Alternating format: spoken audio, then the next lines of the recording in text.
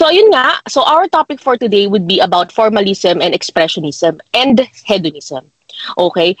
So the objective of this lesson is number one, relate the study of art to the field of philosophy, particularly yung tatlong sinabi ko. Compare and contrast formalism, expressionism, hedonism, and other theories of art na tinuro ko, like imitationism and representationism. Next, identify artwork styles and artists that abide with the formalist, functionalist, and hedonistic theories. Okay, so mamaya magbibigay ako ng mga examples ng mga artists kung sino ito. Okay, next, apply the theories to the analysis of art. Kasi nga, yun nga, we can use formalism, expressionism, and hedonism to analyzing work of art. Okay. Next, interpret formalism as the foundation of modern non-objective art. Next, formulate the philosophical approach to the study of art appreciation. Okay. Next, evaluate the merit or demerit of artworks using the formalist, expressionist, and hedonistic principles. Actually, same lang yan ng, ng analysis kanina. Apply the theories to the analysis of art. Same lang pala yan sa G. Next, make works of art that shows the application of the theories. Since we do not have time for that, okay, hindi na natin gagawin yung letter H. Pero yun nga, basically, pag-aaralan natin yung tatlong theories of art ngayon, formalism, expressionism, and hedonism, and we're going to try to apply it to the examples na ibibigay ko sa inyo sa slides na ito. Okay?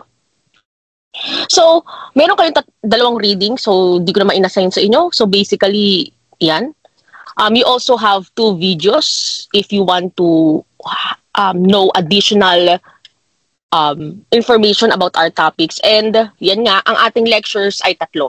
Meron tayong formalist theory of art, next, expressionist theory of art, and lastly, the aesthetic hedonism. Okay, siguro in bit, so ayan po ating topic. So let's now go with the formalist theory of art.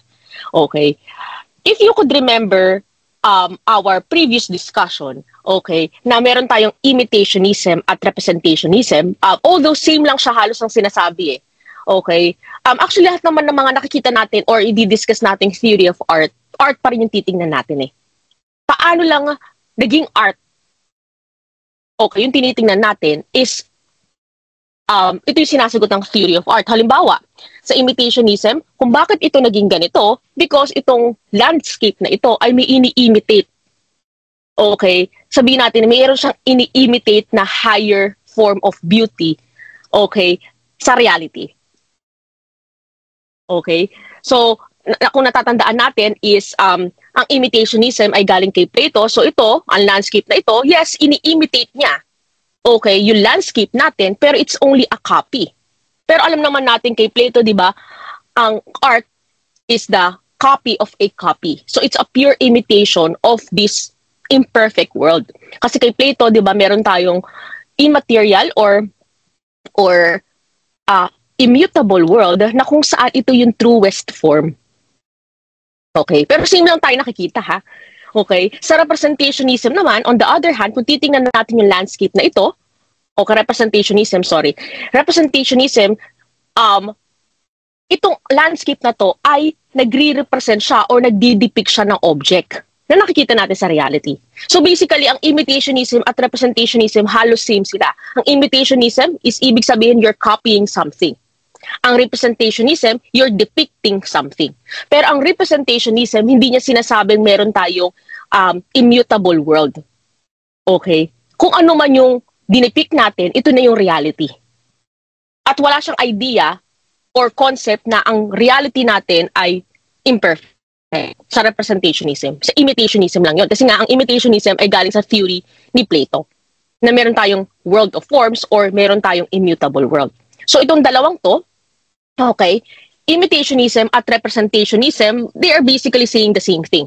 Imitation, ibig sabihin, may copy lang ito, okay, of something. Representationism, dinidepict niya ang something. Pero halos same lang sila ng sinasabi. Iba lang yung extend niya kung ano ba yung sinasabi nilang dinidepict or kinakopy. Ang imitationism, copy lang siya, so purest form ito. Ang representationism, depiction. So wala siyang concept of kung ano ba yung dinidepict niya. Is it an imperfect world and so on and so forth. Okay. Ganito din syempre sa next slide natin. Okay?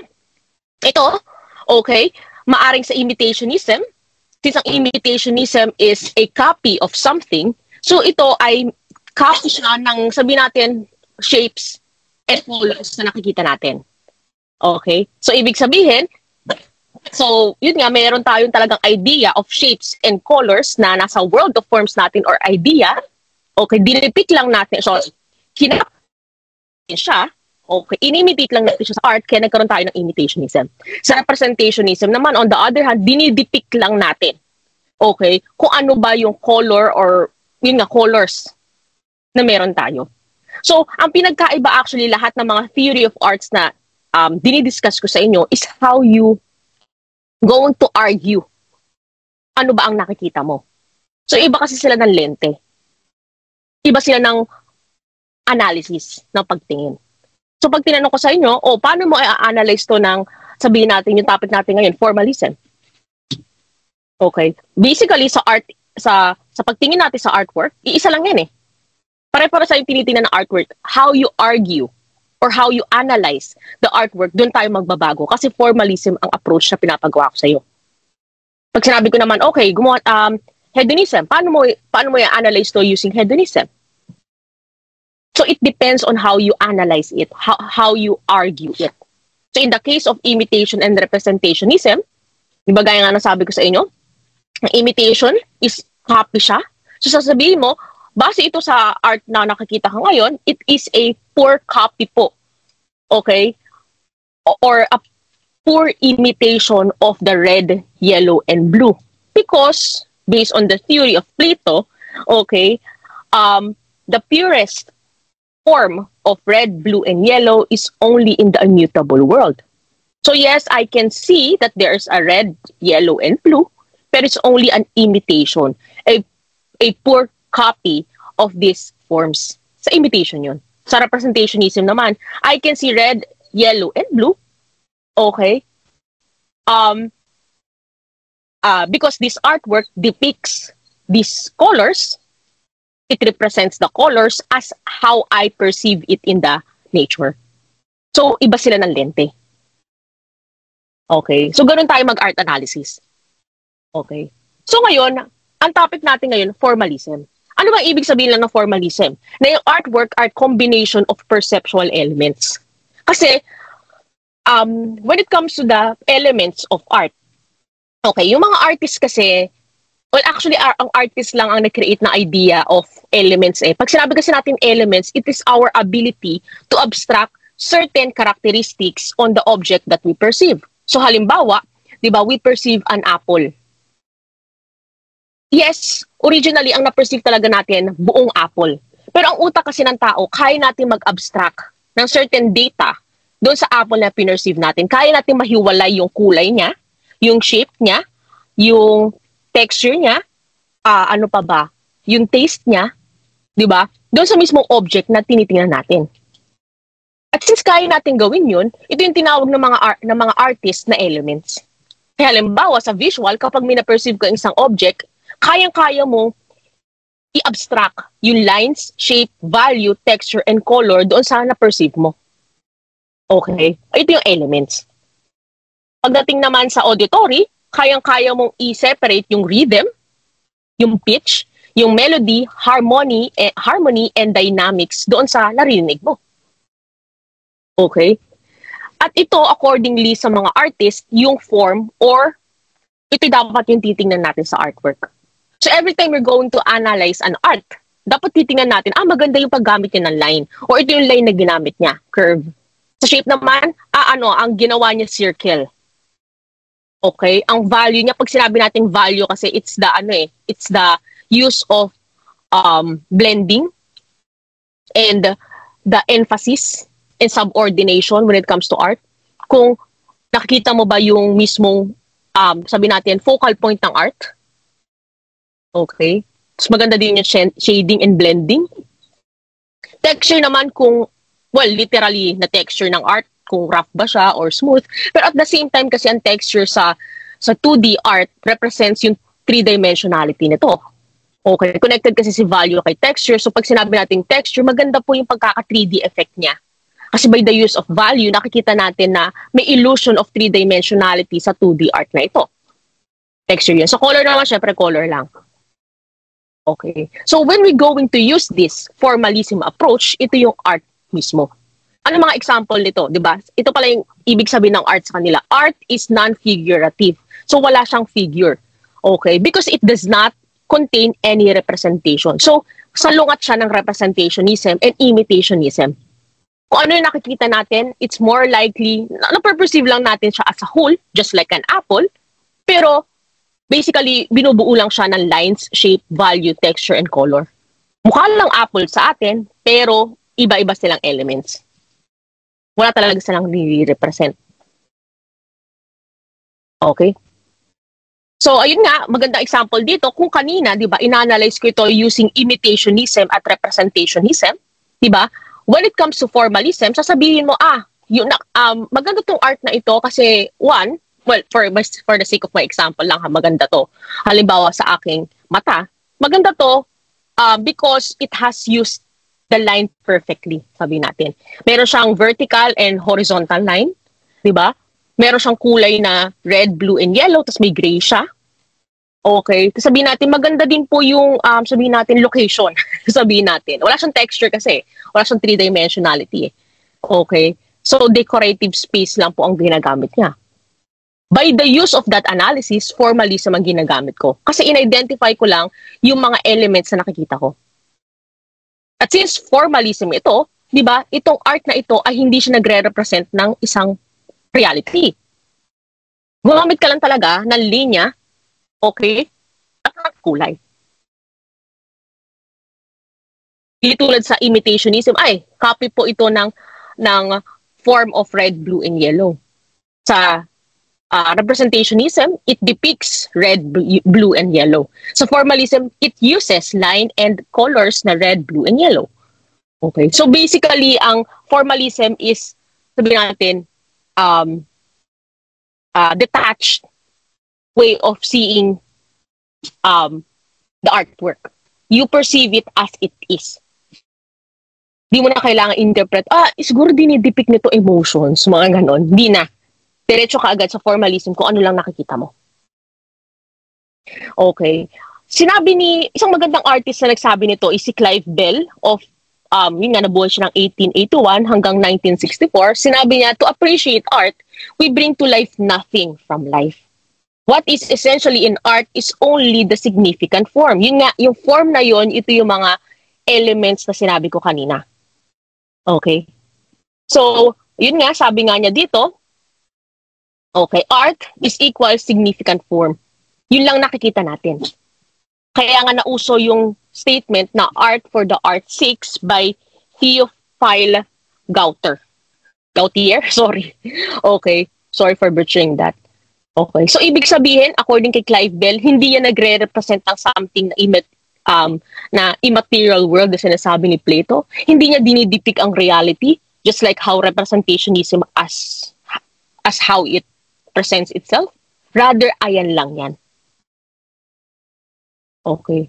Sabi naman ni Paul Cézanne of 1839 to 1906, artists need to look at nature and things only as form made of spheres, cylinders, and cones. Kasi yun lang naman daw talaga nakikita natin sa reality, sabi ni Cézanne. Kaya, form lang ang titingnan natin. Kung ano bang shape nito, anong linya ang nakikita natin, anong kulay, okay, paano ba nag-blend yung mga kulay, and so on and so forth. Kaya formalism. Diba? Maganda example dito yung painting ni Cézanne, yung Mount Saint Victoria,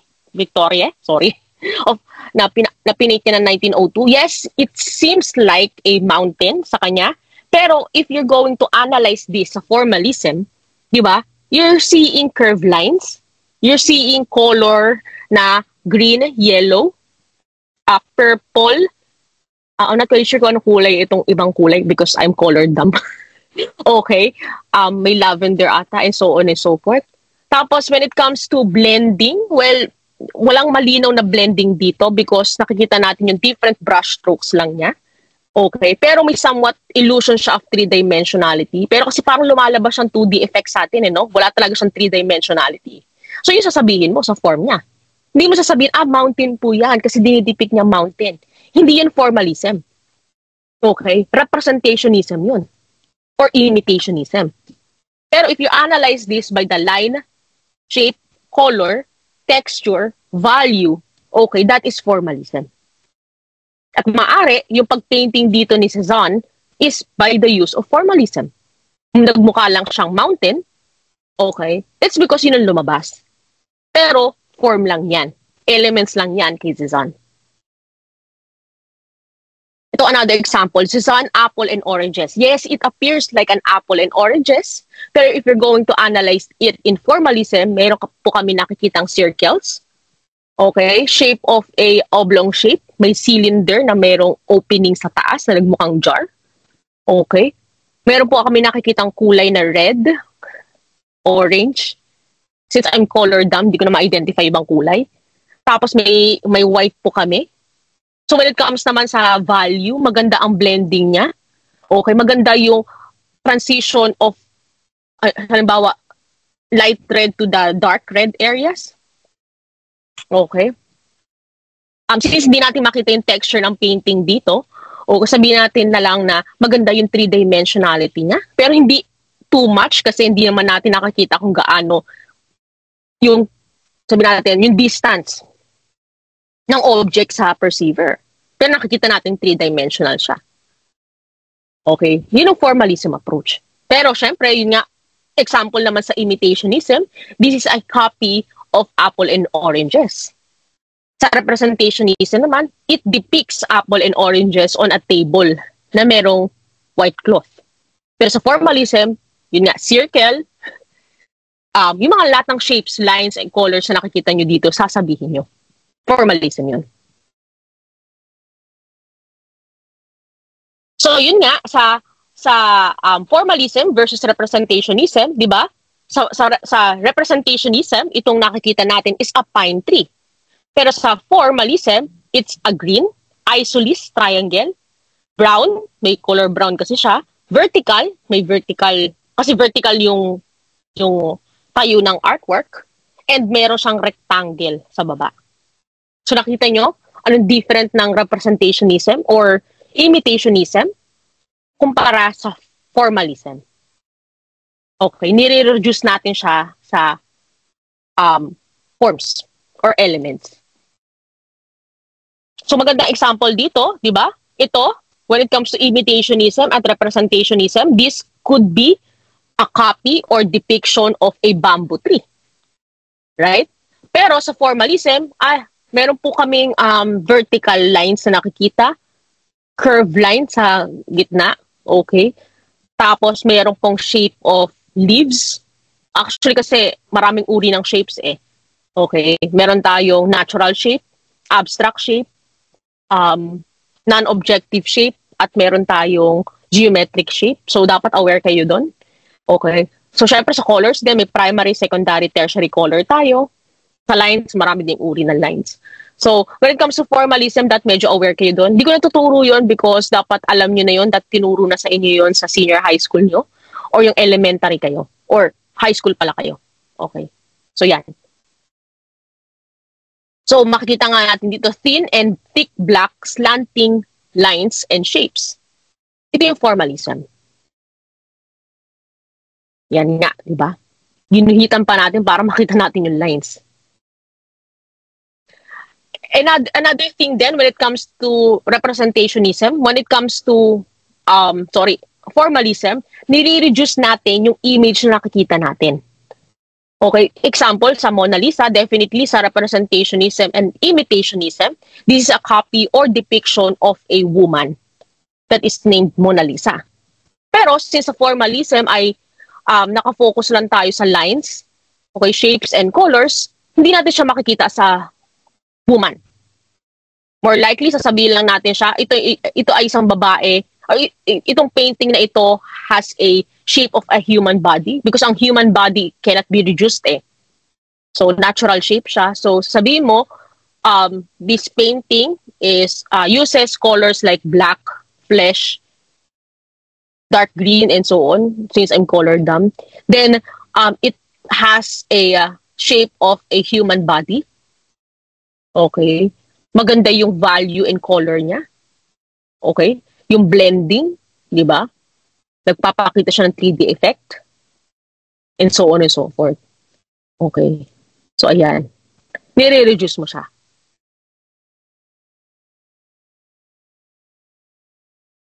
So, another thing then, okay, when it comes to formalism, since you perceive it as a purest elements, walang bastos sa idea ng formalism. Kung halimbawa, itong Kama Sutra, okay, na picture na ito, para sa ibang artist or spectator ng mga artwork, ay para sa kanila sa imitationism at representationism, it depicts a very sabihin natin, not safe for work. Okay? Na artwork. Okay? Yun nga, sexual siya. Okay? Sa representationism and imitationism. Sa formalism, hindi. Because you only perceive it as a form lines, shapes, colors. So you do not need to interpret it, pornographic to. No. Yun nga, you see only shapes and lines, not genitals, nor the sex act. Yun nga, there is no pornography in formalism because you perceive it as it is. Okay. Another thing naman kay Kandinsky, I'm not quite sure kung paano i-pronounce yung kanyang name, kay Walisi Kandinsky, diba, of 1881 to 1964, diba? When it comes naman do kasi sa art, yes, we express it through elements, diba? Pero sabi niya, ang art din is something that is related to our spiritual life. Kasi ang dating artwork ni Kandinsky is or are representational art. Diba? Para sa kanya kasi yung dating artwork niya is a depiction. Nagdidepict lang siya ng something that is related to the society.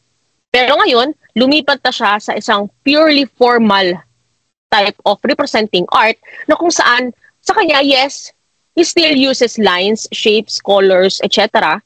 Okay? When it comes to presenting his art, pero sa kanya, yung paggamit niya ng mga elements na yun ay purely spiritual.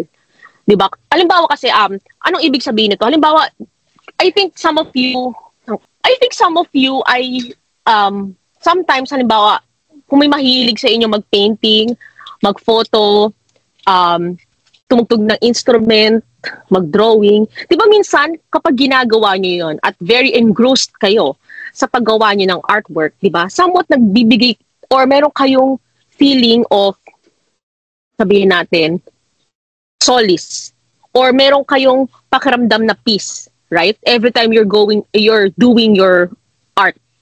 Kahit pananahilang, di ba? Or diamond painting, di ba? Or paggamit nyo ng Canva, di ba? Digital art, di ba? Minsan, very in tuned yung emotion mo, okay? Na to the extent na yun nga, very engrossed ka sa painting mo, very at peace ka habang ginagawa mo yun. Ito yung sinasabi ni Kandinsky, aray ko, kinakagat naman ako sang aso sa baba, magselo siya. Yun nga, ito yung sinasabi ni Kandinsky na spiritual life na sinasabi niya.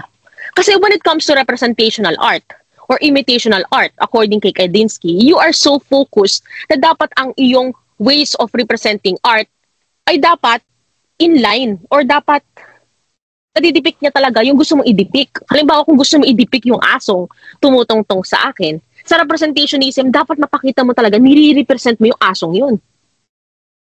Pero, pag purely formal ka lang, gumagamit ka ng elements, diba? In depicting your artwork, hindi ka na nakafocus kung tama ba yung depiction ko. Rather, nakafocus ka doon sa feeling mo na you are in tune on how you feel and what is you're doing. Okay? Kaya nag-purely formalist approach siya when it comes to representing subject. Kaya nga sabi niya sa baba, every work of art is the child of its age. It follows that each period of culture produce an art of its own which can never be repeated.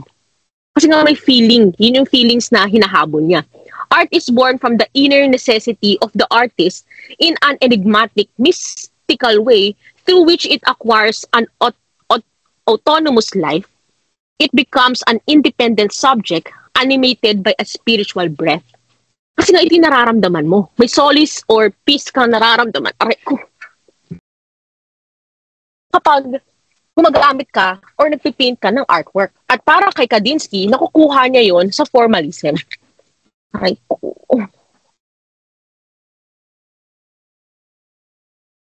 Okay. So, kung ganon, di ba, ang ginawa ni Kandinsky, di ba, sabi niya, or sa ways of representing niya ng art, according kay Kandinsky, meron siyang ginagawa. Merong characteristics ng art ang lumalabas kay Kandinsky. So anyways, yun nga. So, base kay Kandinsky, since he uses the formalist theory of art in representing his art, okay, nagkaroon ng, sabihin natin, category si Kandinsky on how we could use these elements of art sa art making. So, meron siyang impressions, improvisations, okay, and composition. Okay. So, yes, he still uses the elements or the forms of art in representing subject, pero you can use it to give impressions. Yun nga, paintings which retain some naturalistic representation, pero form pa rin yung ginagamit mo. Dito on naman, makikita natin yun. So next naman, nag-i-improvise siya. Painting which convey deep emotions inspired by events of a spiritual life. And lastly, composition. Yun nga, purely formal paintings done carefully over a period of time. After preliminary studies, these are his most complicated works. So, he still uses the lines, colors, shapes, and so on and so forth. Pero, di ba, more likely related to sa kanyang spiritual life or yun nga, yung attunement niya sa mga nangyayari sa buhay niya. Di ba? As much as sa atin, may nagdo-drawing, may nagpa-painting, may nagigitara, or may sumasayaw because may nangyari sa buhay nila, like happy sila or sad sila. Okay. Because yun nga, well, attunement. Ito na nagbibigay ng peace sa kanila. So ano ba ito? So itong maganda example, okay, isa itong tawag dito, una, impressions, tama nga naalala ko. Impressions, okay, yun nga, para sa kanya, yes, he still uses the forms, the elements na ginagamit natin. Tulad nito, kulay lang ang ginamit niya. Okay, may kulay lang na ginagamit. Wala naman tayong nakikitang directing shapes eh. Okay, pero, di ba, parang nagbibigay ito ng idea na may mga tao. Okay. So ito is more likely impressions kasi nagbibigay pa rin siya or meron pa rin somewhat sabi natin ito, correspondence sa reality. Kasi concert ata to, yun nga. Kandinsky Impression 3, concert. Okay. He painted this after attending a concert by Schoenberg. Pero, yun nga, di ba, hindi naman niya talaga dinidepict yung tao, pero at linya lang, at shapes or kulay lang ang ginamit niya. Pero yun nga, di ba, formalist pa rin siya na type of painting, pero hindi niya talaga dinidepict or ini-imitate yung mga tao. Nangyari lang, yung kanyang paggamit ng kulay, okay, ay merong certain, sabi natin, reference pa rin doon sa dinidepict niya. Pero formalist pa rin to. Okay. Another example naman ito. Diba? Ito, hindi mo na talaga maintindihan. Diba? Pero may linya, may mga kulay, wala pa siyang malinaw na value kasi wala siyang three-dimensionality sa 2D. So, wala siyang texture. Wala ding malinaw na value. Diba? Pero, diba, purely formalist pa rin to. Okay? So, ito nga, painting ito ni Kandinsky, improvisation. Okay? Siyempre, improvise lang ang ginagamit niya dito. Diba? He painted this because of the constant talk about incoming war. So, nangyari, diba, formally siya, diba, since kay Kandinsky, para sa kanya ang artwork, something that is related to the spiritual life, siguro nagkaroon siya ng anxiety because of the incoming war. Okay, World War I. At nagkaroon siya ng at peace. Okay, or medyo na-lessen yung kanyang anxiety of this war by painting it and using his formalist way of representing the art. Okay. Next naman is yung kanyang composition, di ba? Kandinsky composition number 3, na kung saan, well, he still uses the elements like line, color, shapes, and so on and so forth. Dito, wala pa rin malinaw na three-dimensionality.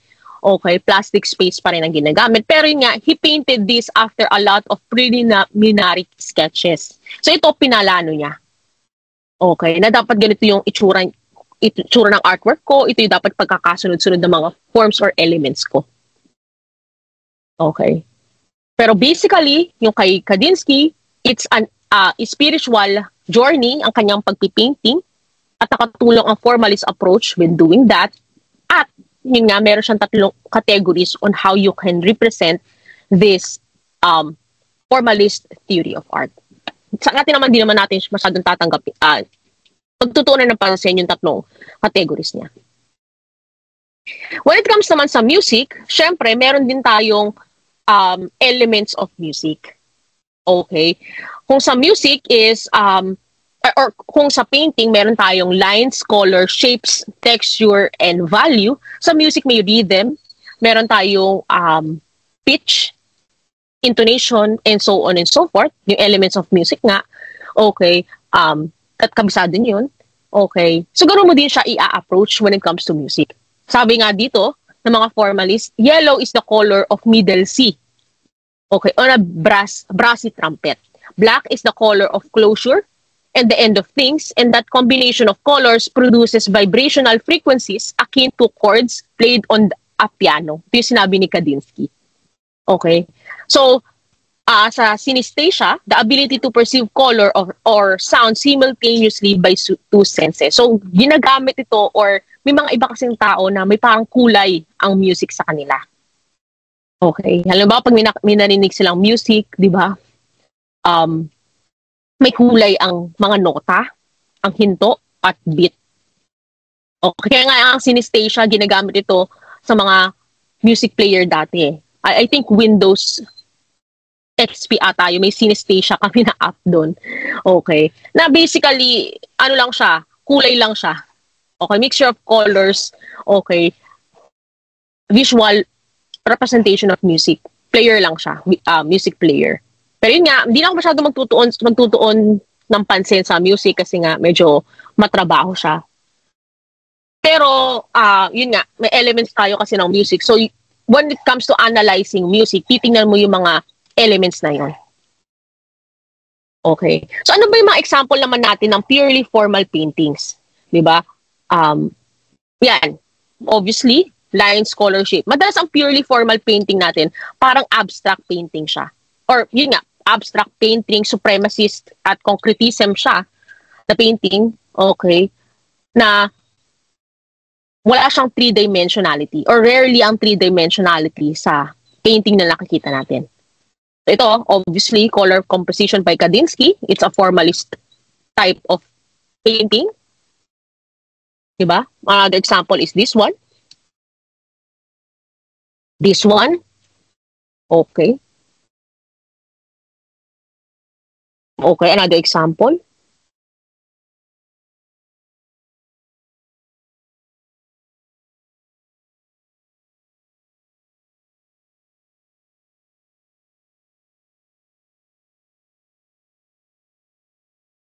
Yung parang mga modern painting siya, right? Okay. So, ito, Destigi, di ba, pinakita kong example sa inyo. Okay, ito ay concretism, okay, or neoplasticism, yung inanalyze nyo dati. Okay. Formalist type of art din siya.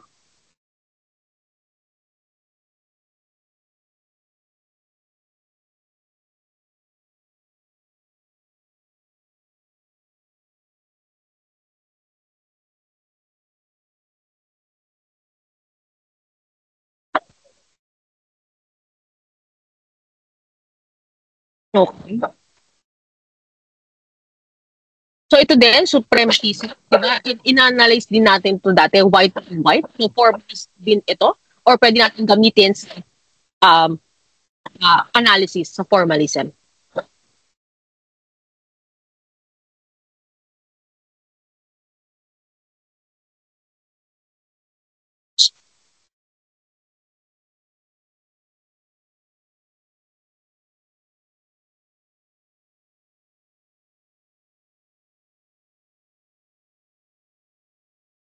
Di ba, when it comes to formalist analysis, ang dali lang siyang i-analyze. I mean, nakikita po ako mga square rectangle. Okay? Tapos ang movement po nila diagonal. Tapos kulay red. Okay, yun lang yung analysis mo dito sa formalism.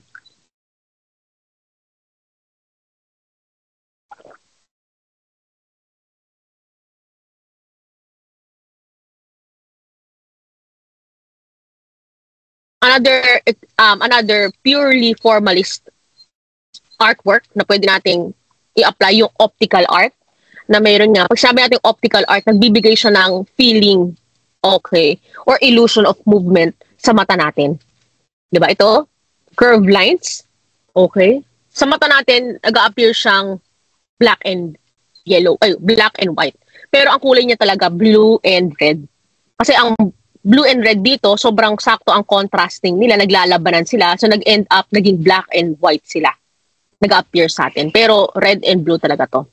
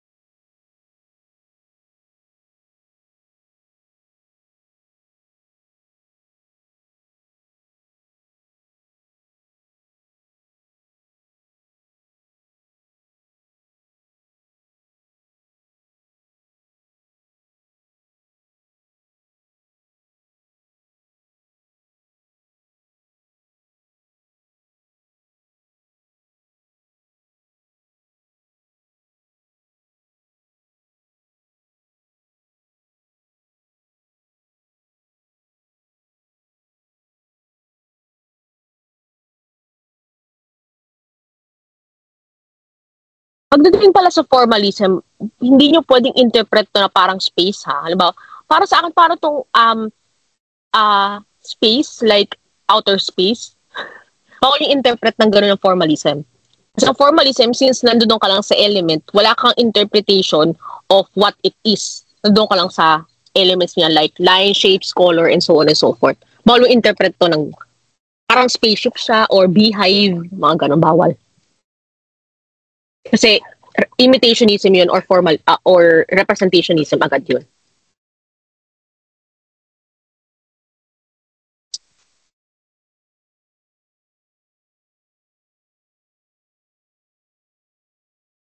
So magandang example din ng mga formal pattern sa ating mga indigenous art. Like the tinalak, di ba? Obviously, ito ay gumagamit lang ng lines, color, and shapes. So, madali siyang i-analyze sa formalist approach. So, ayan.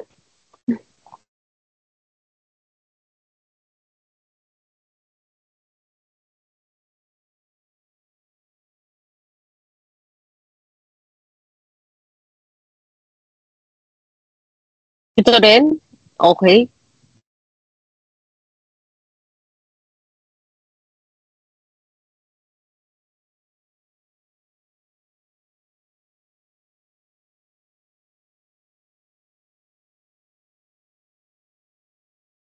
Madaming examples.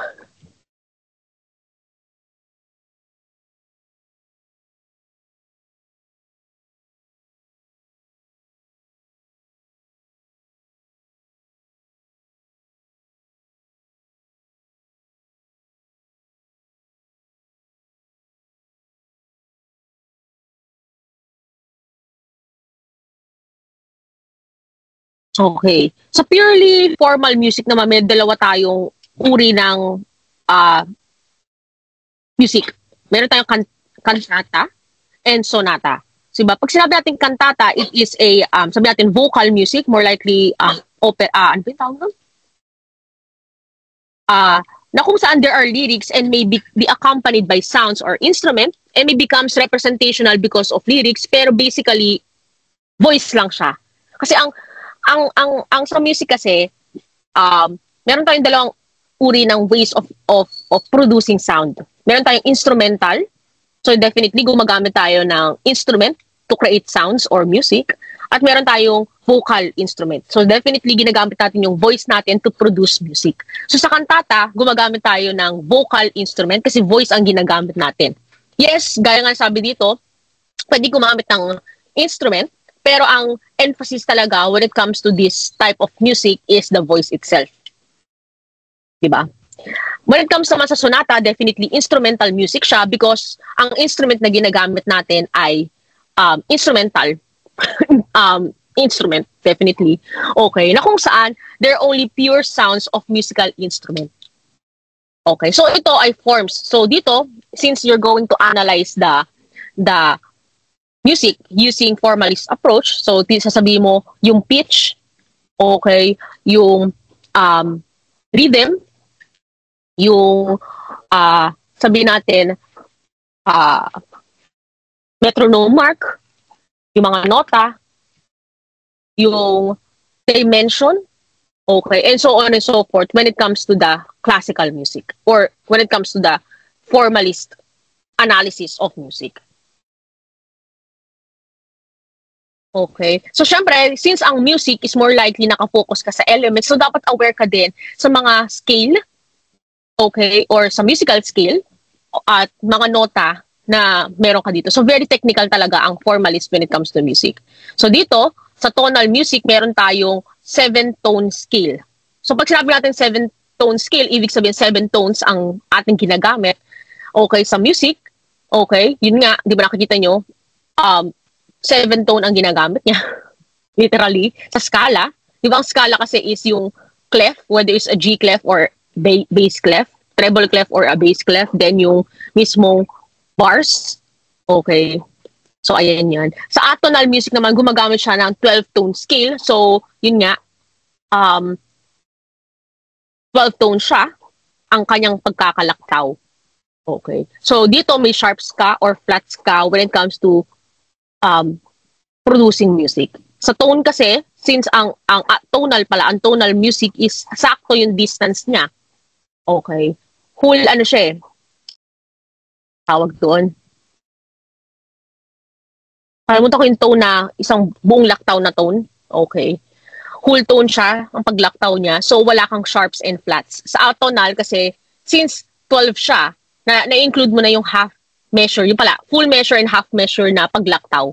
Pag full measure kasi, ibig sabihin full tone ang paglaktaw mo. So, kung makikita niyo sa tonal music kasi wala siyang sharps and flats, so ibig sabihin kasi, full ang paglaktaw niya. Isang buong nota ang nilaktaw niya. Pag may nakita kasing sharps or flats, kasi ang ibig sabihin ng sharp or flats is half note, higher or lower. Pag sinabi natin sharps, ibig sabihin half note higher. So, sa atonal music, ibig sabihin nun, hindi full. Okay? Full tone ang paglaktaw mo sa atonal. Half lang siya. Okay? Kasi nga, half lang yung laktaw mo, kaya nga nagkaroon ka ng sharps or flats. So, sa tonal, whole. Nakalimutan ko ulit yung sinabi ko kanina. Full note ang paglaktaw mo kumpara sa atonal music na half ang nilalaktawan mo.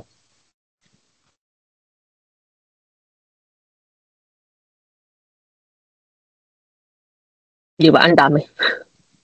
Okay. Hindi ko na papatugtugin niya kasi hindi ko naman kayo papaanuhin ng music. Mahirap kasi siya. Okay. So now let's continue with the expressionist theory of art. Okay. So, ayun nga. So, I hope malinaw na ang differentiation ng representationism sa imitationism and sa formalism. Let's now go with the expressionism. Pag sinabi natin expressionism, okay, artists express their emotions sa art. So basically, yung artwork para sa kanila ay emotions or ideas nila. Okay, so if you have feeling of sadness and you play instrument, okay, kahit nagko-cover ka man ng kanta dyan, it is an expression of your emotions or ideas. Okay. Kasi nga, sino ba yung mga artist na nagsasabi nito is si Susan Langer. Sabi niya, art is the creation of symbolic forms expressive of human feelings. So basically, ang art is an expression. Next, kay Leo Tolstoy naman, syempre writer siya. sabi niya, art is the objectifications of emotion. Okay, so basically, artwork itself is an expression of thoughts, ideas, feelings, and beliefs. Okay. Sabi din naman ni Aristotle, art is the expression of the artist's overflowing emotion. Ito nga yung kanyang concept na catharsis. Okay. Kay Benedetto Croce naman ay, like language, art is the expression of idea by the artist. O ito naman yung philosophy na intuitionism. Okay. So, basically, when it comes to expressionism, ay gumagamit ka syempre ng emotion. Okay, so may happy, sad, insensitive, and so on, kung ano mga emotion ang mape-perceive mo sa expressionism. Since hindi naman tayo art making when it comes to our class, more likely art appreciation tayo, ang titingnan natin sa artwork, okay, kung meron bang ine-express itong emotion. Literally emotion or ideas. Okay? Ang pinakakilala dito na gumagamit ng expressionism ay si Van Gogh. Okay? Siya yung pinakakilala dito. Siyempre, yung self-portrait niya na Van Gogh, okay, is a good example of expressionism. Sinasabi ng iba, when it comes to expressionism, or para malaman mo kung expressionist ba yung art, theory of art na ginamit ng artist, is kung meron bang malinaw na emotion yung mukha na nakikita mo doon sa artwork. Yung sinasabi nila. Maganda example dito yung Scream, The Scream. The Scream is a good example of expressionism because literally, pag tinignan mo yung mukha na nag-i-scream doon, makikita mo yung kanyang expression, which is screaming or in the state of terror or fear.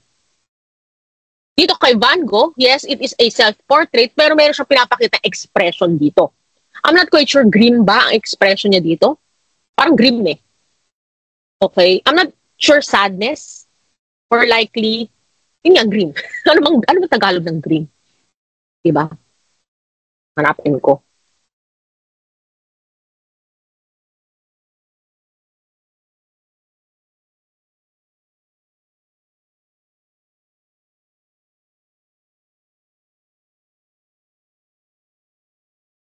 Diba? Ang bilis ng internet. Diba? Fierce. Yun nga. Fierce. Ayoko na mabangis. Ayoko sabihin mabangis. More likely fierce. Or, ano pang tawag doon? Parang neutral. Sakto lang. Mga ganon. Okay. Another example naman ng self-portrait niya ito. I'm not quite sure kung ano bang expression or emotion yung nakikita nyo dito. Diba? Pero yun nga. Ano ba? Seriousness? Diba? Mahina ako sa ganyan din eh. Actually, mahina ako sa lahat. Charot. Okay. So, ano ba ang kanyang emotion na nilalabas dito? Another.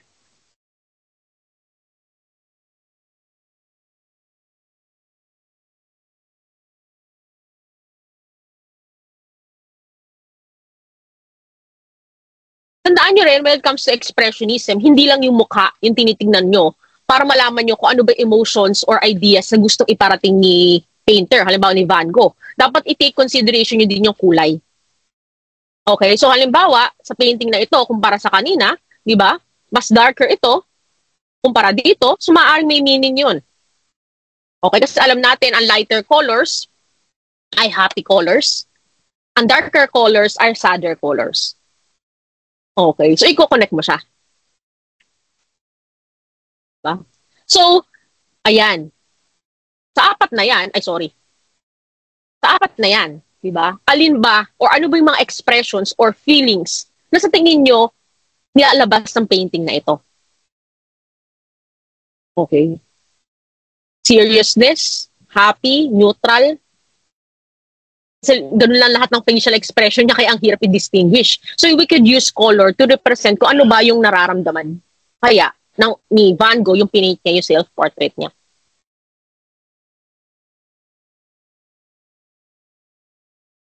Sino ba si Vincent Van Gogh? Kasi si Vincent Van Gogh, siya yung kilalang expressionist. Sino ba siya? Vincent Van Gogh was born on March 30, 1853 sa Netherlands, na kung saan nag-aral siya sa Royal Academy of Arts sa Brussels. Okay, ito yung itsura ni Van Gogh when he was 9 years old. So alam niyo naman yung story ni Van Gogh na baliw siya. Okay, so yun nga, si Van Gogh ay napangasawa niya yung kanyang second cousin na si Kivos Stricker. Okay, at yun nga, nakilala siya as being a good illustrationist. Okay, so kita-kita niyo agad sa kanyang mga illustrations or artwork na nagpapakita siya ng nararamdaman tulad nito, di ba? Either this is a grief, okay, sadness, or anger, yung pinoportray dito ng image na ito. Okay, nagpapakita pa niya siya ng emotion. Ay, sorry. Okay. So another example, okay, minors, di ba? Dito, since black and white lang siya, maaring illustration lang siya or sketch lang siya, di ba? It's still an expressionist, o di sa lang kulay, because you can actually see the faces of the people here. Okay, maaring bland lang yung nararamdaman nila, another day of work. Di ba? Kaya, ganyan yung mga itsura nila. Okay, tapos especially pa yung background pa. I'm not quite sure kung puno yun, nasa likod. O nga, parang puno. Diba?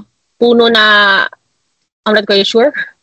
Okay, tapos may bahay pa, may hut pa sa likod. Diba?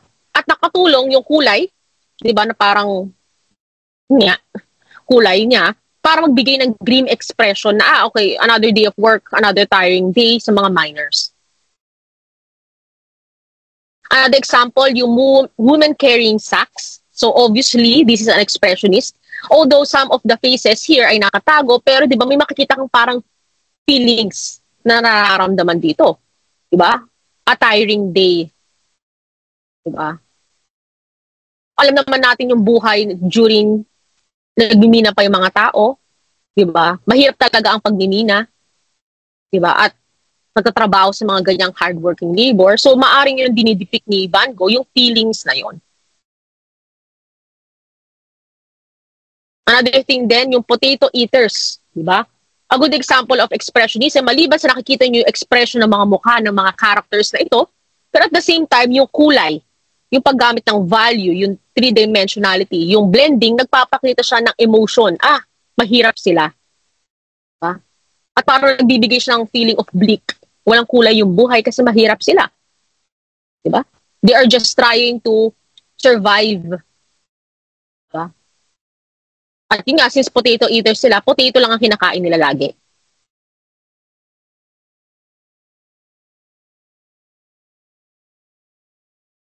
Another example is yung view, okay, of Paris from the window ni Van Gogh. Diba? So makikita natin dito, well, expressionist siya, walang tao.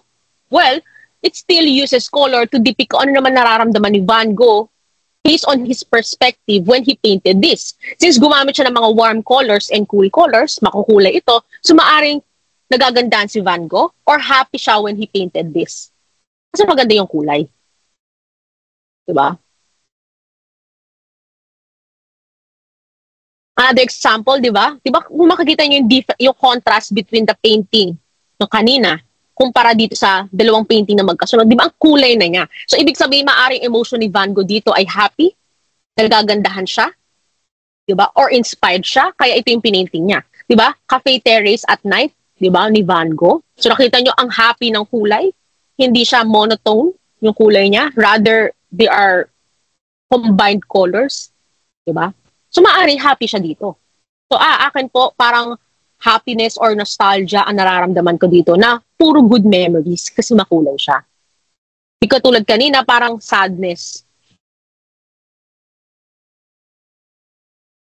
Another example, yung Restaurant de la Sirene. Diba? Ito medyo bland na yung kulay niya. So, pwedeng nostalgia pa rin ito, pero hindi na masyadong, hindi na happy yung kulay. Pero kung para sa nauna, di ba mas makulay pa rin to? Pero kayong feelings na nilalabas ni Van Gogh? Ano ba yung nararamdaman mo pag tinitingnan mo yung kulay na ito? Okay?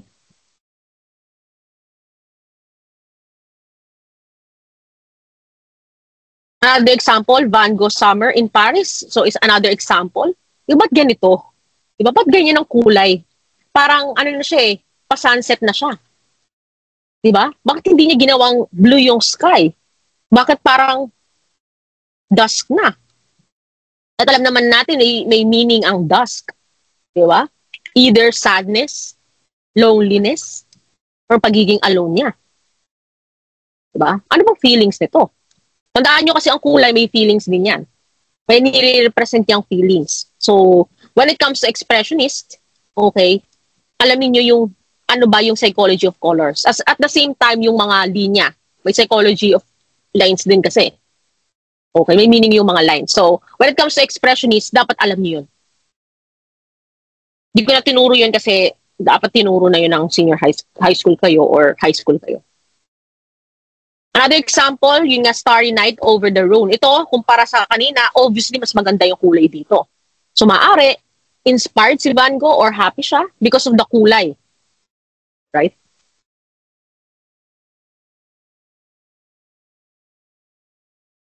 Another view of Arles. So, maaring ito kasi yung kulay niya medyo brownish na yellowish.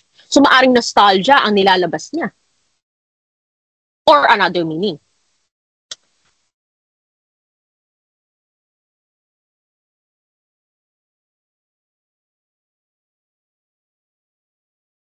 View of Arles, another din. Diba? Ang hyper ng mga aso. Ang maganda kay Van Gogh, ginagamit din niya yung mga brush strokes. Kilala kasi si Van Gogh sa sa mga brush strokes niya. May meaning din yung brush strokes niya. Okay. At ginagamit niya yung brush strokes niya kasi may mga ibang artists ayaw nila mapakita yung brush strokes nila. Tinatago nila. Kay Van Gogh, nilalabas niya yung brush strokes niya at ginagamit niya yun as a texture when it comes to art making niya. So dito, ginamit niya yung brush strokes niya to create the illusion of these wheat fields. Okay.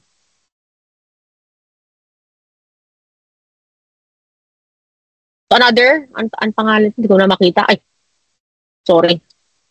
So ayan.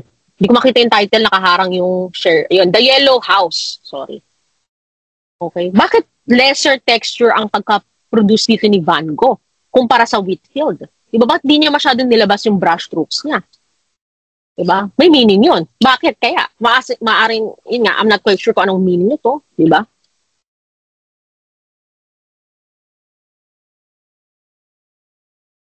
So another Van Gogh bedroom at Arles. Okay.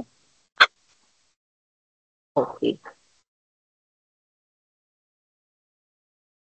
So dito, actually, dito na magandang makita yung medyo pag-degrade ng mental health ni Van Gogh. Makapansin niyo sa kanyang painting, okay? O kaya, di ba sa self-portrait niya kanina, di ba? Medyo nagiging deformed na yung shape ng kanyang ulo. Kasi nga, simula dito na medyo na-depress na si Van Gogh. At na-diagnose na siya ng either manic depression or bipolar. May schizophrenia pa ata siya na ewan. Kaya mapapansin yung painting niya, nire-represent din kung ano yung nasa isip niya. Kasi expression yung paintings eh. Okay? So, ayun, mapapansin nyo, nagbabago siya. Okay? So, ito nga, merong letter si Van Gogh sa kanyang kapatid, okay, na October 16, 1888, description of the bedroom at Arles. Actually, pinaint lang niya yung bedroom. This time, it's just simply my bedroom. The walls are pale violet and the floor is of red tiles. Okay, so mukhang hindi na siya red sa atin. Kasi maaring yellowish na yung image na nakuha natin. Kaya nga pangit yung yung tawag dito, digital na nakukuha nating picture. Kasi nga maaring naging yellowish na yung picture. Depends on how we have a copy of these images. Diba? Depende to kung paano siya nag-yellowish. Kasi may mga, tandaan natin, maganda talaga makakita tayo ng original painting when it comes to art analysis. Okay? Kasi nga, sometimes yung picture ay nagbabago ng kulay doon sa digital. Okay? So, maaring magbago yung meaning ng art analysis natin dahil doon. Okay? So, pangalawa rin, sometimes kasi yung artwork itself ay yung kulay niya nagbabago. Diba? Especially yung chemicals na ginagamit nila. Halimbawa, oil painting. Okay, pag oil kasi madalas nag-yellowish siya through time. At kapag hindi na-preserve yung mismong artwork, Diba? Puro grime and grease na yung kulay ng artwork. At nagde-degrade din yung kulay. Di ba sa atin, sinabi dito ni Van Gogh, red yung tiles pala. Pero bakit sa mata natin, yellowish siya? Brown yung kulay. So maaari, well, ganito yung kulay na ginamit ni Van Gogh, ganyan talaga. Sa kanya, red yan, sa atin hindi. Okay? Or, naging yellowish na yung nakuhanan na image na ito. Okay? Kaya hindi na red tiles yan. Hindi na true colors yung nakikita natin. Okay? So, mas maganda when it comes to appreciating art, yung mismong artwork mismo, hindi digital. Makikita natin. Kasi minsan, kapag pumunta kayo sa mga museum, ina-explain ng mga ano yun ng mga nagbabantay sa museum, ganyan po yung kulay niya kasi medyo hindi pa nalilinis. Yung grime and oil. Mga ganun. Okay, so ito nga, nagpaint si Van Gogh ng kanyang bedroom, maaring because of boredom. Pero makikita naman natin makulay pa rin yung kanyang bedroom. So, sabi natin happy siya. Okay, or sakto lang yung kanyang nararamdaman.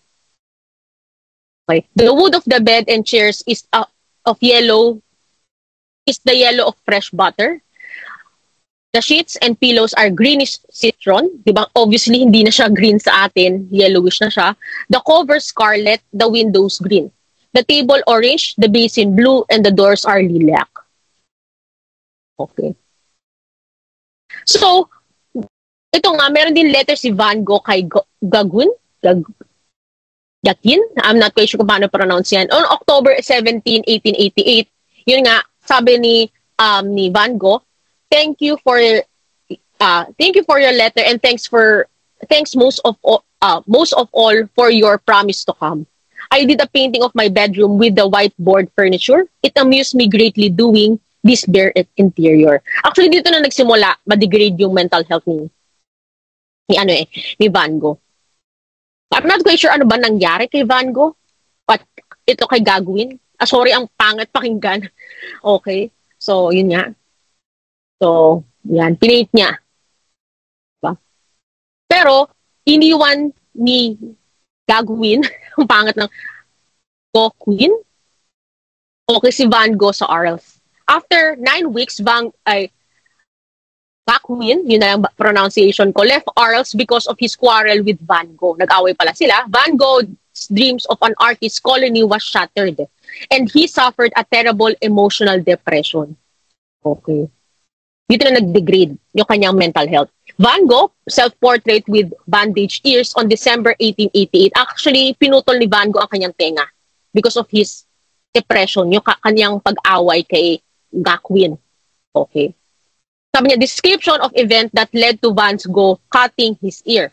In a fit of madness, Van Gogh picked up his razor, pulled on his left earlobe, and cut it off. Then he talked to a nearby brothel and asked to see Gauguin's favorite prostitute. Okay, when Van Gogh presented the prostitute with his ear and said, guard this object very carefully, kasi nga malaking attachment niya sa friend niya, the woman fainted after seeing the ear. Then Van Gogh ran home. Alerted by the brothel, the police the following morning discovered Van Gogh in dead, unconscious. He was admitted to the hospital where he repeatedly asked to see Gauguin, but his friend never came. Okay, medyo naging suicidal na si Van Gogh dito. Another painting na napunta na sa asylum, si Van Gogh, dinala na siya sa asylum. Okay, yun nga, period of confinement from May 1889 to May 1890. Diagnosis sa kanya, manic depression and epilepsy. So makikita nyo yung iba na yung kanyang way of representing or yung kanyang paintings. Okay, yes, makulay pa ang kanyang pagpipaint dito. Okay, so another, pinaint niya yung kanyang doctor, yung psychiatrist niya siguro doon sa asylum. Ayan din. Yung ward sa mismong asylum, pinaint niya. So, by expressionism siya dito, parang siguro sakto lang. Kasi, yung kulay na brown kasi, parang ano yun either nostalgia yan, right? Yung kulay na yan. Pero matandaan nga natin, kasi yellowish siya at brownish yung kulay, so maaring hindi ito talaga yung original kulay ng painting. Diba? So, bakit ganyan? Bakit yellowish? So, maaring hindi talaga brown or yellowish yung kulay na to. Okay. So, nag-paint din siya nito ng Asylum, di ba? Actually, nag-i-improve pa si Van Gogh dito eh. Kasi nga nasa under the care siya ng Asylum. Di ba? Tapos nakalabas na siya, yan, nag-paint siya ng wheat field with cypresses. Di ba? Actually, maganda pa. Nakita natin, ang ganda ng kanyang painting dito. Yan. Actually, itong kanyang painting ng Starry Night, dito na siya nagkakaroon ng ng meltdown. Okay? Or epilepsy. Okay. Hindi maganda kanyang mental health dito. Kasi una-una, inanalyze to eh. Actually, next slide natin. Okay. So, accordingly dito, since expressionist si Van Gogh, tinignan ng mga art analyst, okay, or mga historians kung bakit naging ganito yung painting ni Van Gogh. At since ang art is an expression for Van Gogh, especially his feelings and ideas, so the colors, the brushstrokes represents his mental degradation. Diba? Dominance of blue color in the painting due to Van Gogh's bipolar disorder or manic depression, sadness, social anxiety, isolation, hopelessness, and loss of meaning, ito daw naging painting niya. Distorted na ang kanyang reality. Very sad. Diba? The dominance of curved lines in the painting due to physical movement during moments of epileptic seizures. Diba?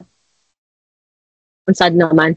Then, Van Gogh used yellow in the painting due to over-medication of the digitalis purpurea to cure epilepsy due to excessive overconsumption of liquor, absinthe containing tuhone. So basically, mental talaga, or expression na talaga ng mental state ni Van Gogh yung mga painting niya.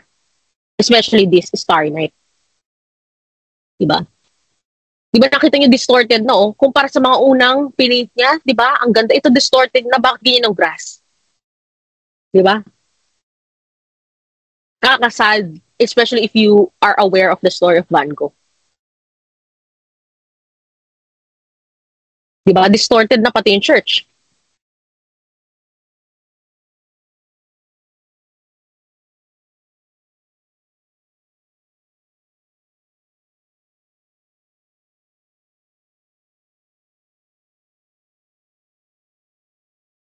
Maganda pa rin siya kung maganda. Pero papansin mo na yung, yung degradation of his mental health.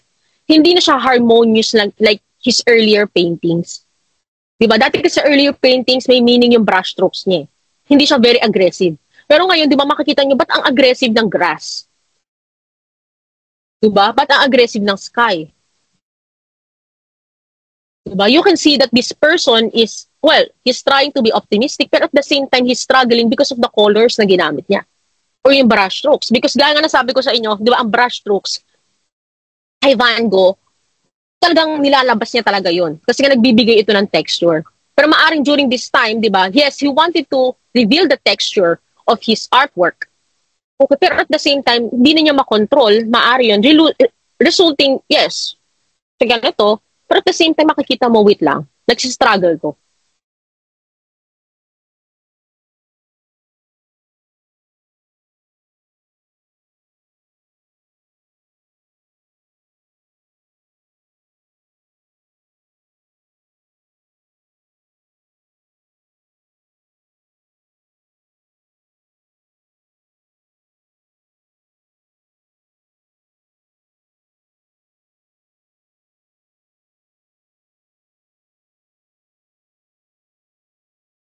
Yun nga, anong nangyari dito, yun nga, namatay si Van Gogh by suicide. Sorry for the word, ha? Okay. Van Gogh Whitfield with Krauss of 1890, he shot himself in the stomach in the Whitfields. So, ibig sabihin ito yung last painting niya. So, degradation of his mental health na ito. After 29 hours, he died. Wawa naman si Van Gogh. Okay. So, yun nga, he died on July 29, 1980 sa France. Okay, so nag-paint siya ng 860 oil painting. He painted 1,300 watercolor drawings and sketches. Okay, so sa kanya nagsimula yung expressionism. He uses the artwork or his artwork to express his ideas and emotions.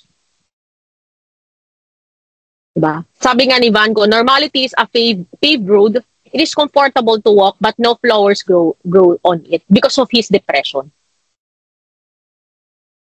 Okay. I dream of painting, then I paint my dream. It's expression. Ang painting sa kanya. Expression of his ideas, his beliefs and dreams. Love many things, for therein lies the true strength, and whoever loves much perform much, and can accomplish much, and what is done in love is done well.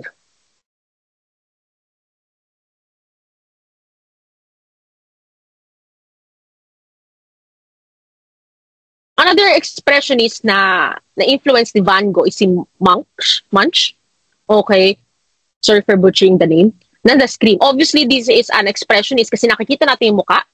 Kasi ngayon palatandaan natin sa expressionist nakikita natin yung muka at nagbibigay ito ng emotion. Kung hindi man yung muka ang nakikita natin, yung kulay. Nagbibigay siya ng emotions. Okay. So, ayan. So, ginamit niya yung mukha dito and at the same time, use of color to express yung nararamdaman niya. So, ito, kay Edvard Munch, okay, he experienced miseries and pain in life, which he expressed through his art. So, basically, his art is just like what Van Gogh perceived na ine-express niya emotions, beliefs, thoughts, and etc. So, ano ba yung mga painting ni Munch? So, ito, anxiety of being looked at.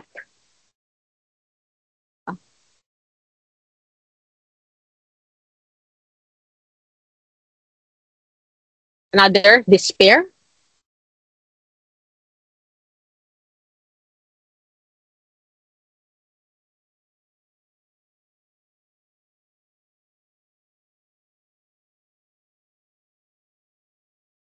Jealousy. Actually, maganda yung ginawa niya dito Gumamit siya ng green. Kasi di ba green is always associated with jealousy. So, ginamit niya yun.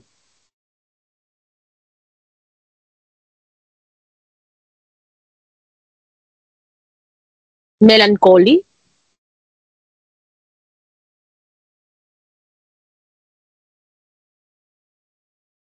Ashes. So, I think it's something to do with death. Okay? So, nag-grief yung lalaki sa gilid. I'm not quite sure kung ano yung babae. Namatay ba siya? I'm not quite sure.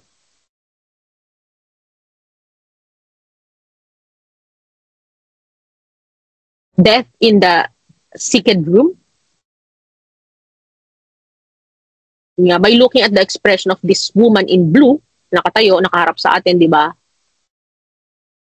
Disassociation or sad siya. Lalaki naman sa likod, yung parang nagdadasal, di ba? He's praying. And syempre, based on the body language of these people, diba, they are grieving.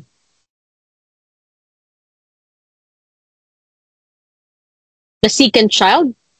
Okay. Kung makikita din natin dito, di ba nagpapakita si Munch ng feelings na related sa kanyang real life. So yun nga, namatay yung kanyang kapatid. So pinipaint niya yun. Kaya may despair, may sadness, may second room. Okay. Based on the artist's experience of the death of his sister. So pinipaint niya. Yung sister niya, di ba, tinan mo, itsura is very calm, serene. Siguro inaccept na yung death niya, pero yung babae sa gilid, di ba, she is sad. So, tingnan niyo yung contrast between the colors na ginamit between the faces. Although yung isa hindi face yung pinapakita, pero body language, di ba? Makikita natin, saka yung highlighted na area ng face ng kapatid niya, kumpara sa babae, di ba? Kitang-kita yung contrast between the emotion of these two people.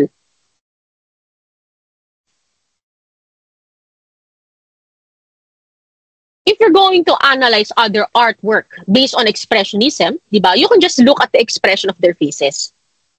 Di ba? Ito, ang style nito ay high Renaissance art, pero using expressionism, you can actually interpret ano ba nararamdaman maaari ni Leonardo sa kanyang painting. So dito, okay, cheerful, powerful, seductive, or sinful ba ang nararamdaman ng babae? Maaari ma-associate natin ito sa cheerful, right? Or neutral face. Pero since she is smiling, a bit. Okay. Mukha namang, sabi natin, smiling, cheerful ang kanyang expression. Kung ikukumpara mo ito sa, wait lang, i-zoom in muna natin yung mukha.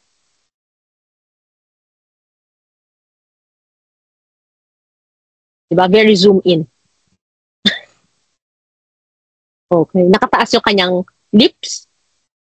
Naka-upturn, so she's smiling, probably. Zoom in and zoom in. Diba? Kung i-compare mo to sa The Birth of Venus, si Venus. Diba? Tingnan natin. Kung kay Mona Lisa ay nakasmile, ito naman, ano bang expression ng kanyang mukha? Floating eyes, nice, not smiling. So, maaring ethereal or, alam mo yung parang tulala. Diba? Lifeless yung mata niya. Kung i-compare mo yung mata ni Mona Lisa, kumpara dito sa painting ni Venus, mas mukhang okay or cheerful yung mata ni Mona Lisa kumpara dito sa serious na face ni Venus. Or lifeless face. Another example, si Madonna of the Meadows. High Renaissance art pa rin siya, pero if you're going to analyze the expressionism, paano ba expression niya? Diba? Suppression of emotion. So, facial expression is contemplative, prayerful, solemn, and serious. Okay. So, ibig sabihin, yung expressionism, yes, it is an art movement or an art or a way of representing the subject, pero at the same time, it is a tool to analyze artwork. So, yun nga, as much as imitationism, representationism, and formalism can be a ways of representing the subject, it can also be used as a form of analyzing. In this case, yung ina-analyze natin ay not necessarily expressionism, di ba, high Renaissance art nga siya, okay, it is, we analyze it using the expressionism. And we can do that by looking at the expression of the characters or people or subject na nakikita mo sa artwork. Kung wala mang tao dito, tingnan nyo yung kulay. Meaning kasi yung kulay.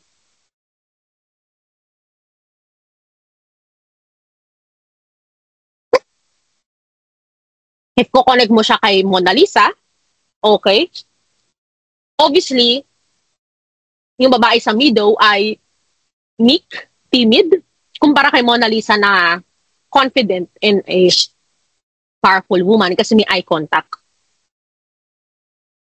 Diba? Another example yung kay Adam and Eve. Ano ba yung expression dito? Si woman lang yung tinignan niya dito eh. Okay? So accordingly dito, si Eve is a woman, a tempest and sinful. Okay?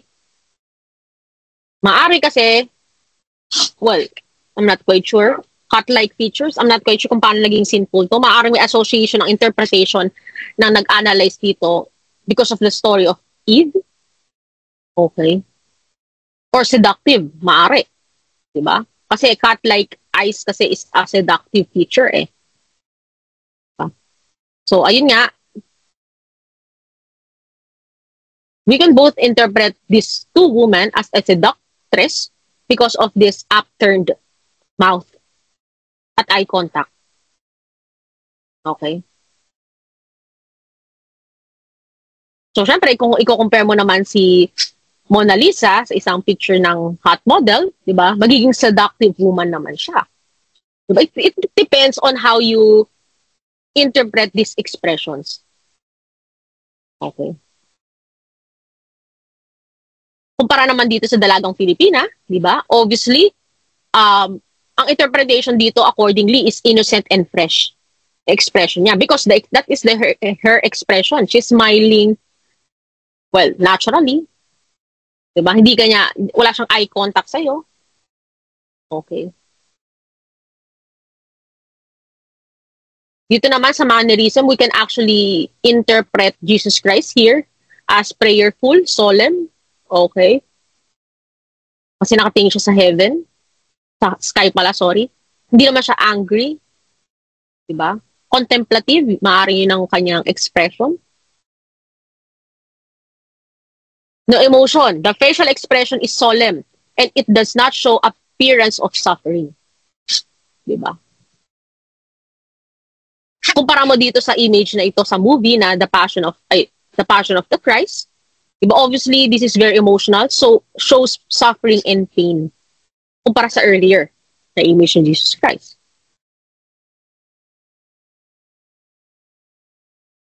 Okay, sa ano naman, sa music naman, you can actually interpret expressions. Diba? May mga kanta sa atin na parang joyful, may mga kantang sad, okay? May mga kantang happy, and so on and so forth. So, you can actually interpret that. Okay? Sometimes, it is connected kasi sa paggamit ng nota. Ang mga major keys, okay?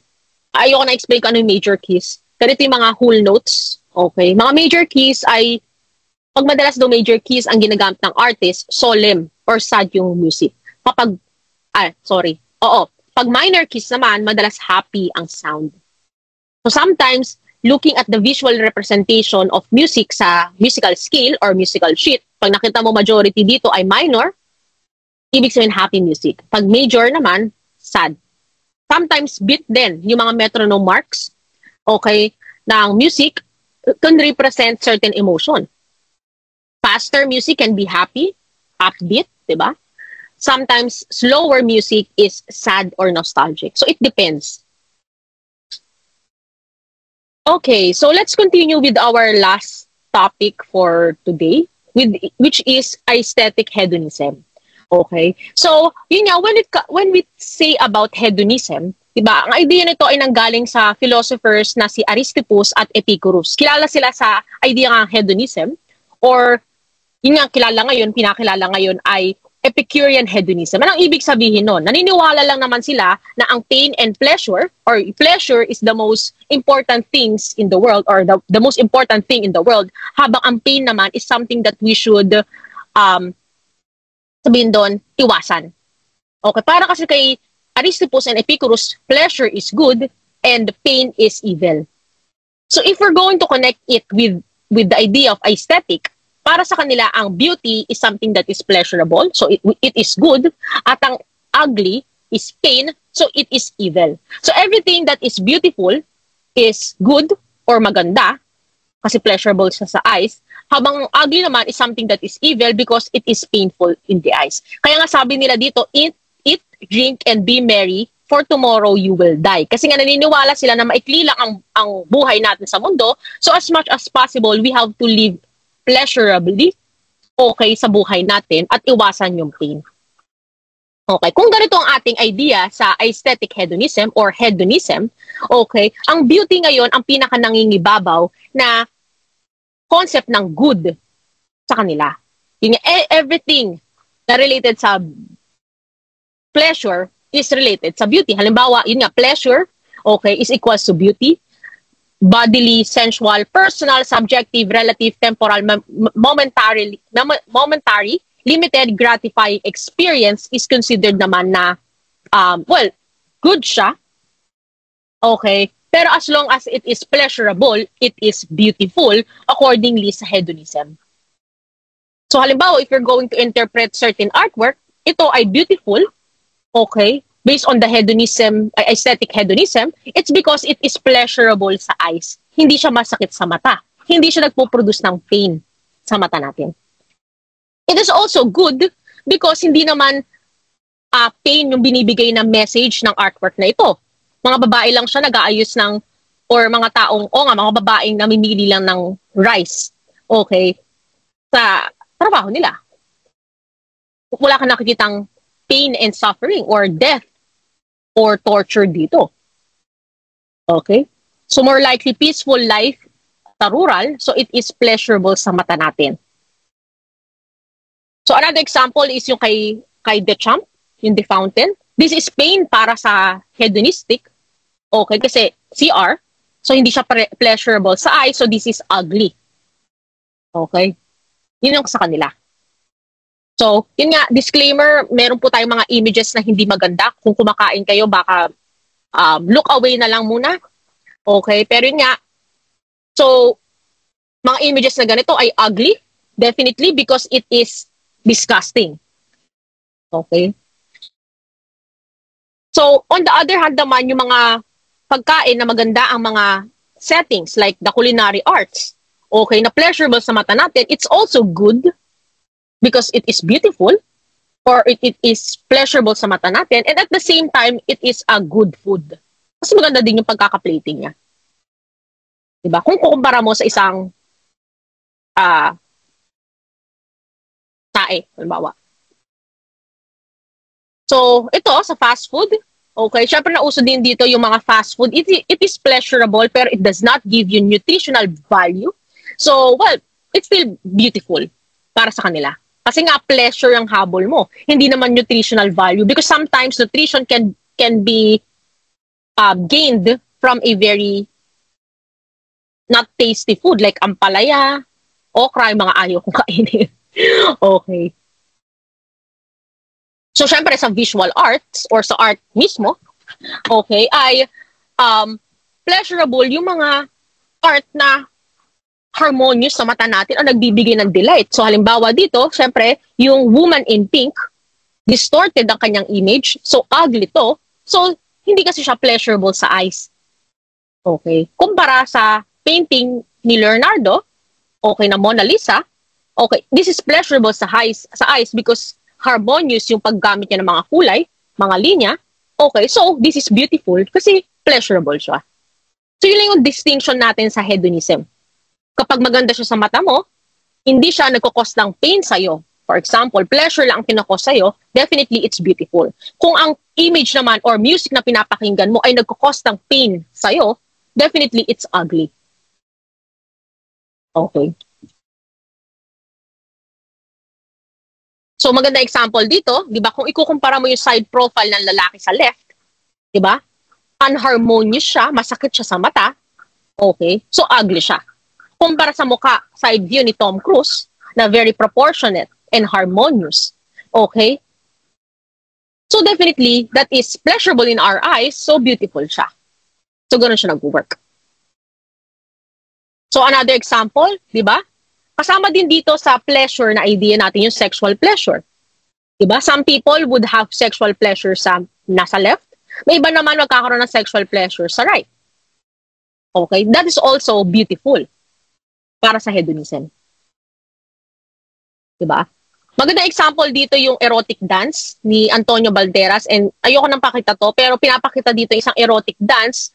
Okay, na sexual pleasure siya, pero at the same time, it is beautiful because of the bodily movement. So as long as it is pleasurable in your eyes, it is considered beautiful. Diba? Kumpara mo sa isang chaotic dance movement na hindi din in-tuned yung music na ginamit, masakit sa tenga, definitely ugly ito because it's not delightful or pleasurable sa ating mata at sa tenga. Okay, so basically yun lang yun eh. So if you're going to analyze, halimbawa, balikan natin mga example ng artwork natin previously. Diba? Ito. Diba? How are you going to analyze this in aesthetic hedonism? Ito, sasabihin natin, either ang ways of analysis mo is good or bad. Pag sabi mong good, yes, painful po, pain ang nakikita ko. Kasi may isang taong, or si Jesus Christ ay nagsasuffer. Pero at the same time po magiging good siya because I know, diba, pleasurable, yung meaning mismo ng Passion of the Christ. He saved us from our sins. Okay, so hedonism yun. Yes, may bad side because yung image na nakikita natin ay pain, literally pain kasi painful ang pinapakita ni Jesus Christ dito sa image. Pero at the same time, it is good because of the meaning ng kanyang suffering. Pero sa iba naman, ugly ito sa hedonism because it's pain. Diba? It is literally human pain or Jesus Christ pain. Kung nagkaroon ka ng pleasure by seeing Jesus Christ suffering for us, then that is not good. So ugly ito. Okay, so nakikita nyo yung distinction agad, the pleasure or beautiful and ugly depends on how you're going to argue what is pleasurable and painful sa artwork. Diba? Another example, paano mo i-analyze ito sa aesthetic hedonism? Para sa akin, syempre good agad siya because hindi naman siya nagpapakita ng pain eh. Okay? Pleasurable yung itsura ng babae kasi maganda yung babae. Maganda din yung kulay. Beautiful to para sa akin kasi pleasurable sa mata to. So, beautiful agad sa akin to. So, as long sa aesthetic hedonism ay hindi siya masakit sa mata or masakit sa tenga, maganda to. But it still depends kasi on how you're going to argue it. Actually, yun lang yun eh. Di ba? Okay. So, if you're going to summarize our topic previously at hanggang ngayon, ito yung mga nire-raise nilang question eh. Diba? Sa imitationism, ano yung art sa kanila? Art is a copy of something. Diba? Ang question na niraise niya, this art is an imitation or copy of something. Ano yun? Representationism, art is a depiction of something. Ano yung dinidepik ng art na yun? Pero tandaan nyo, imitationism, mas maganda ang ihalo nyo sa Plato. Formalism naman, art is composed of elements. Yun nga, pag mag-a-analyze ka ng art, this art is composed of what elements? Lines, shapes, and so on and so forth. Expressionism, art is an expression. Ano yung na-express niya? Idea? Anong klaseng idea? Or anong klaseng emotion? Ito yung question na nire-raise. Sa hedonism naman, art is about pleasure and beauty. Okay? Kaya yung art na ito is beautiful or pleasurable because ano yung mga kulay na nakikita mo? Maganda sa mata ko, maganda yung meaning nito in relation sa akin, and so on and so forth. Okay?